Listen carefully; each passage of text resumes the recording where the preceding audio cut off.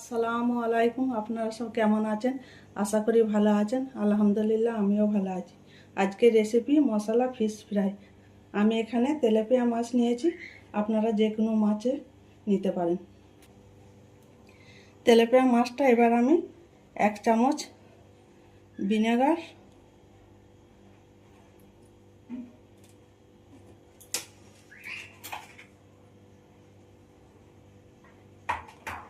সামান্য একটুখানি নুন দিয়ে ভালো করে আমি মাখিয়ে রেখে দেব।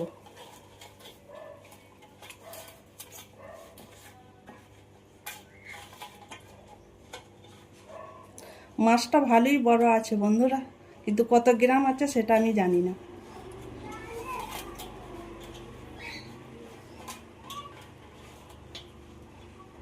এবার ভিনেগার আর নুন মাখিয়ে আমি এটাকে 15 মিনিটের মতো রেখে ভালো করে ধুয়ে নিয়ে আসছি। মাছটা আমি ভালো করে ধুয়ে নিয়ে চলে এসেছি। এবার আমি মাছটা ছুরি দিয়ে কাট লাগিয়ে নেব।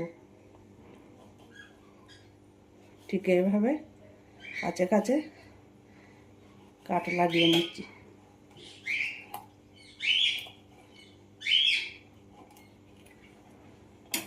এই দেখুন বন্ধুরা, একদিকটা হয়ে গেছে।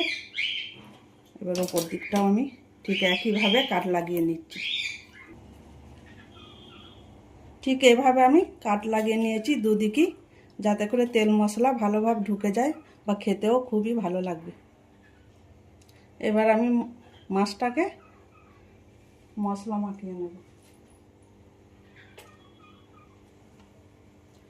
1 চামচ নুন দিয়ে দিলাম,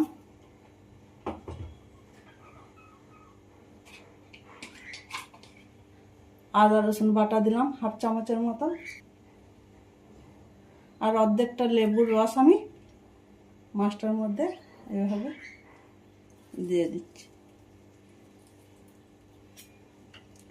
দিয়ে আমি ভালো করে মাছটাকে লেবুর রস, আদা রসুন বাটা, নুন ভালো করে আমি দুদিকে এভাবে মাখিয়ে নেব।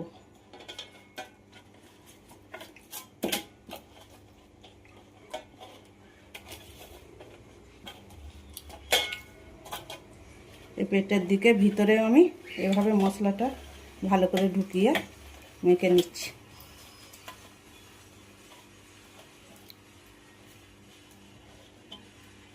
এবার আমি এটাকে 15-20 মিনিটের মতো রেখে দিচ্ছি। এবার আমি মাছটার জন্য মশলাটা তৈরি করে নেব।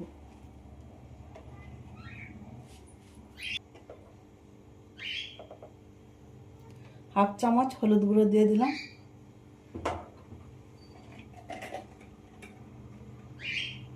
1 চামচ কাশ্মীরি লঙ্কার গুঁড়ো দিলাম,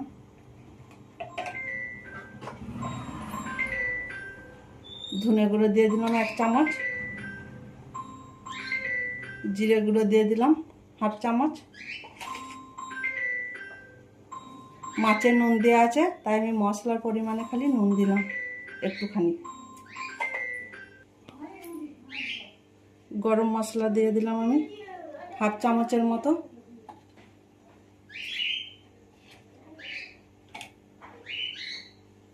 তন্দুরি মশলা দিলাম 1 চামচ,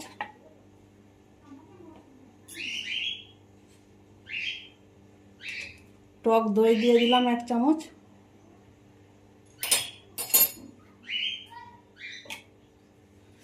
একটুখানি জোয়ান নিয়ে আমি এভাবে হাতে করে মশলা দিলাম, আর 1 চামচ সরষের তেল দিয়ে দিলাম।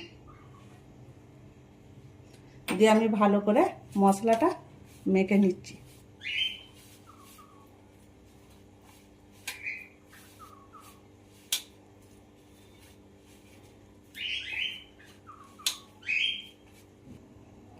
মশলাটা আমার তৈরি হয়ে গেছে।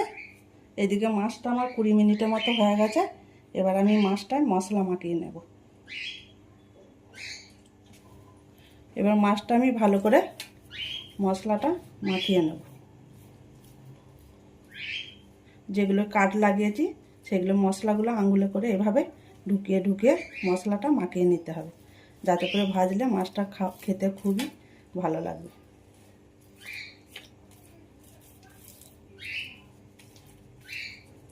ভিতরটাও আমি মাছের এভাবে মশলাগুলো ঢুকিয়ে ভালো করে মেখে নিচ্ছি।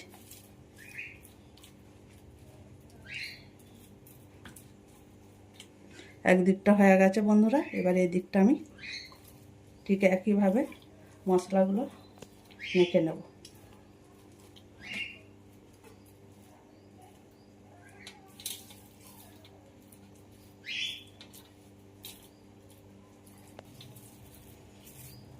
এই দেখুন বন্ধুরা, মাছটা আমার ভালো করে মশলা মাখানো হয়ে গেছে।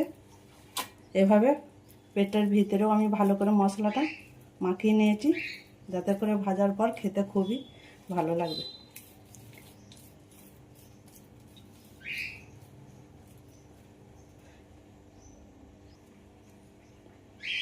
এবার আমি মাছটাকে 3-4 ঘন্টার মতো ফ্রিজে রেখে দেবো। মাছটা আমার 4 ঘন্টা হয়ে গেছে, মশলা মাখিয়ে রেখেছিলাম। এবার আমি মাছটা ফ্রাই করে নেব। এবার আমি গ্যাসটা চালু করে একটা প্যান বসিয়ে দিলাম।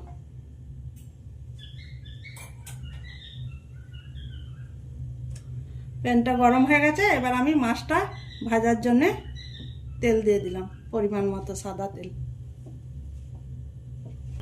তেল গরম হয়ে গেছে, একটা কারি পাতা দিয়ে দিলাম,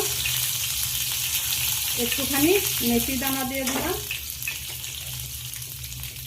একটুখানি কালো সর্ষে দিয়ে দিলাম।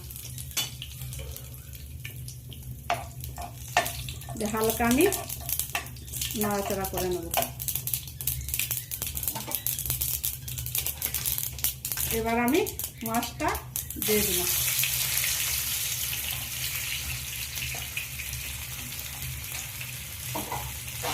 মাছটা এবার আমি ভালো করে ভেজে নেব। মিডিয়াম আঁচে আমি মাছটাকে ভালো করে লাল লাল করে ভেজে নেব।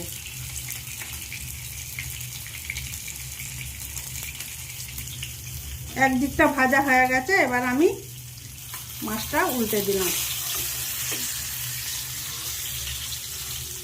দিয়ে নিচের দিকটা ভালো করে আমি একইভাবে ভেজে নেব।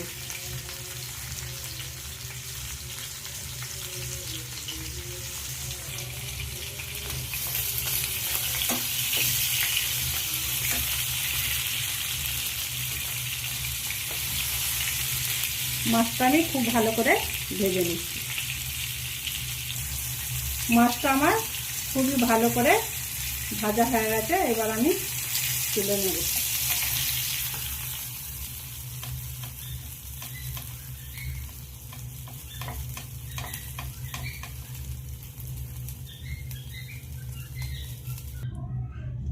এবার আমি মাছের ওপরে একটুখানি লেবুর রস এভাবে নিচড়ে দিয়ে দিলাম।